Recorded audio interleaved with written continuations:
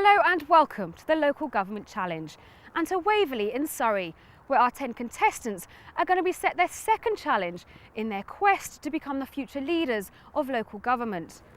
Now, unless you've been hiding, you'll know that London's hosting the 2012 Olympic and Paralympic Games, which means the fittest, the fastest and the finest athletes from around the globe will be descending upon the UK. However, in the run-up to the Games, those athletes are going to need to base themselves somewhere near the Olympic site, where they can get in training and acclimatise to our great British weather. And both Waverley Borough Council and Surrey County Council would like a piece of that Olympic action, and they're hoping our 10 contestants will help. The second of the local government challenges has been set by Waverley Borough and Surrey County Councils and is sponsored by the Institute of Leadership and Management. Situated midway between London and the Sussex coast, Waverley has much to offer. 80% of its countryside is designated as an area of outstanding natural beauty, and last year it was ranked as the most tranquil district in Surrey. It has 5 leisure centres, museums, a range of hotels, restaurants for every appetite and shops that will appeal to even the most famous of athletes. All this, and yet it's only a marathon and a few sprints away from the 2012 Olympic and Paralympic host city. Today our 10 finalists have come to the Edge Leisure Centre in Haslemere, which has been designated as an official pre-Games training camp. So far, no nations have come forward to use the venue, and the challenge hosts hope our 10 contestants will be the torchbearers of a plan that will attract a Paralympic team to the vicinity.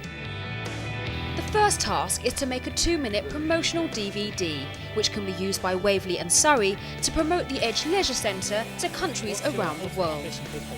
The second is to propose an idea for at least one legacy event that will benefit local communities and promote health and sport.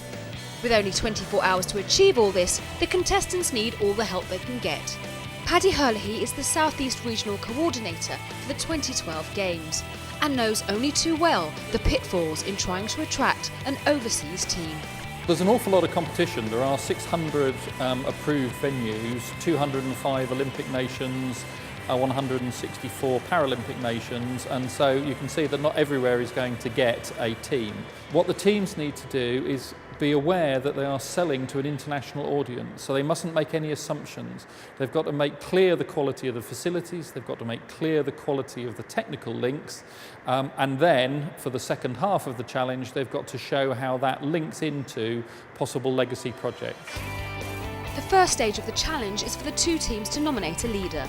The challenge sponsors, the ILM, believe that good leadership and management hold the key to success, and they'll be looking for examples of how well the team work together to meet their challenge. On the blue team, they've nominated Rachel Allen, a business improvement officer for the London Borough of Merton. I've not really had any experience of leadership or management before, so it's going to be quite interesting for me to learn what my strengths and weaknesses are in this area. So I'm really excited to learn that. I'm the team leader for the Red Stripes. And on the Reds, they've appointed Rosalind Thorpe, who is a legal support officer for Stockport Council. Me personally, I think I can hopefully get us working as a team so we can achieve what we need to and help us to win.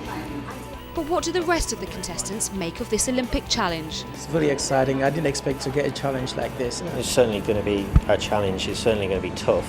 I think the sheer amount that needs doing in such a short amount of time, but at the same time I think that makes it more interesting, and it is the whole challenge, and it is trying to do something that's far beyond what you've ever done before.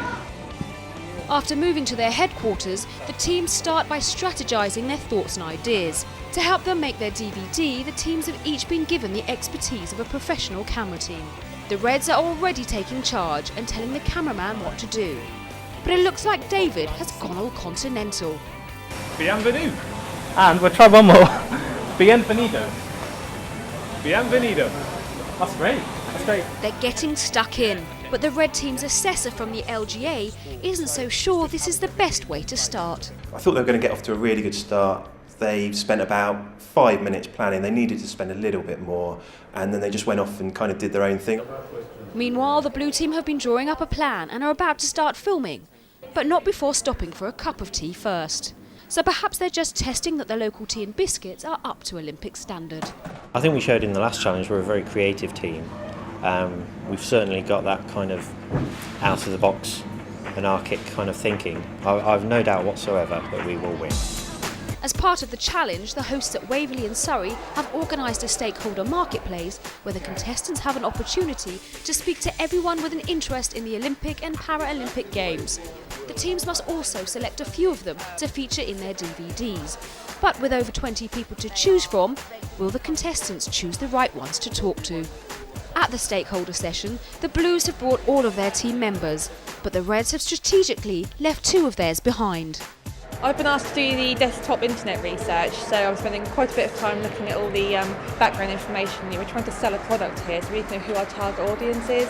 So I'm looking at all the Paralympic teams who went to the Beijing Olympics in 2008, how big they are, how many sports they competed in, which ones, and whether we can accommodate them here at the Edge, so we know we're trying to sell to people who want to buy.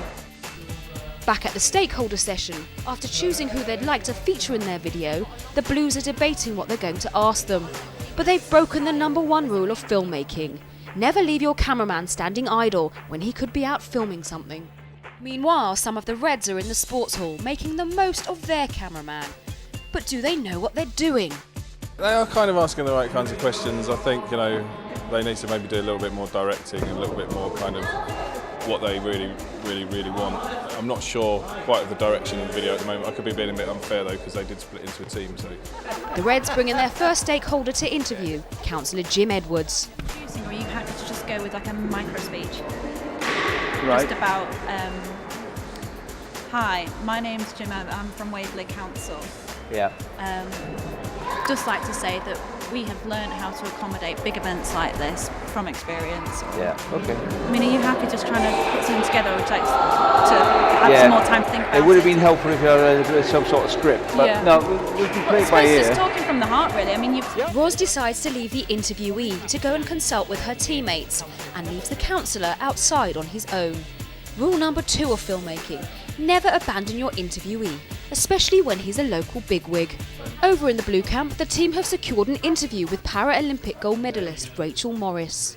What we're sort of really after is some very short, very enthusiastic, very succinct statements, just to communicate really clearly on the DVD about why people should be coming to the Edge. They come away with your image and this positive selling of the Edge. Okay. Is that does that sound okay with you? Yeah. Fabulous.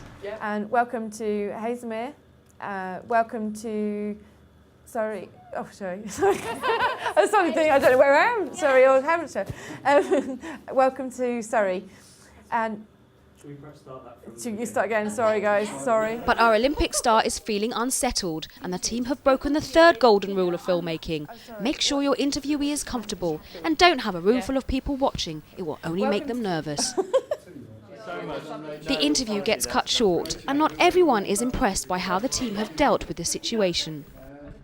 I think they chose the right people to interview, but I don't think that they've interviewed them in the best possible way.